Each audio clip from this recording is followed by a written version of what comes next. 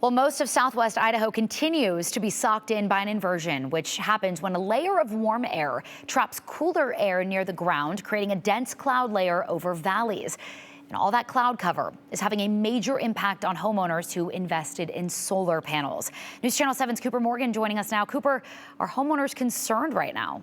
Yes, Morgan, with those clouds, there's not a lot of sun, which means people with solar panels are struggling, and the inversion doesn't look like it's moving on anytime soon.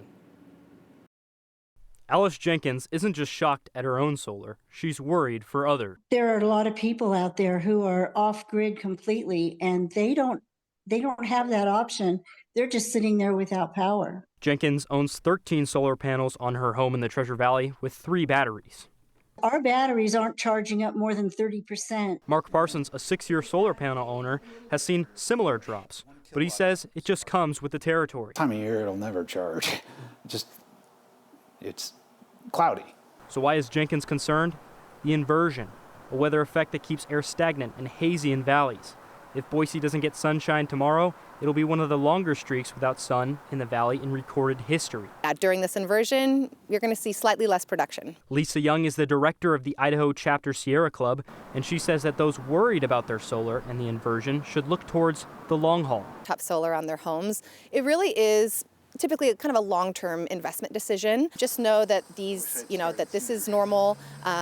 These fluctuations and how much your power, how much your solar panels are producing is going to change all the time.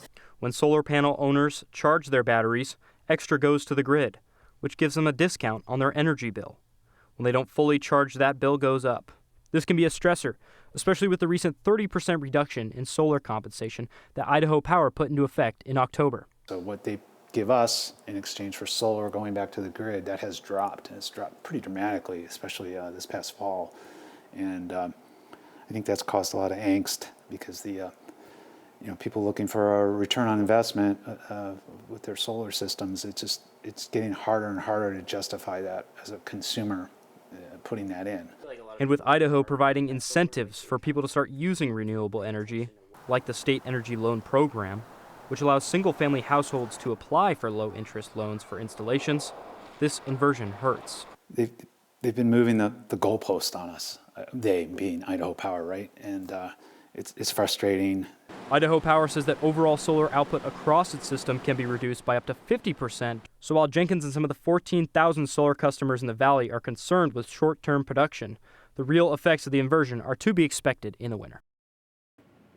That's fascinating stuff. In all the years I've been covering inversions, Cooper, I've never seen a story or thought about the impact it has on solar panels. Yeah, and we had an actual caller, call in and was wondering what really, they wanted a forecast for it, right? Yeah. And so they were concerned that they were getting less energy, but it's just kind of part of the territory. And, something interesting I found out was actually that smoke and haze in the summer actually reduces it more than what we have right now. Interesting. And that's usually, I feel like, here longer than these inversions are too. Yeah.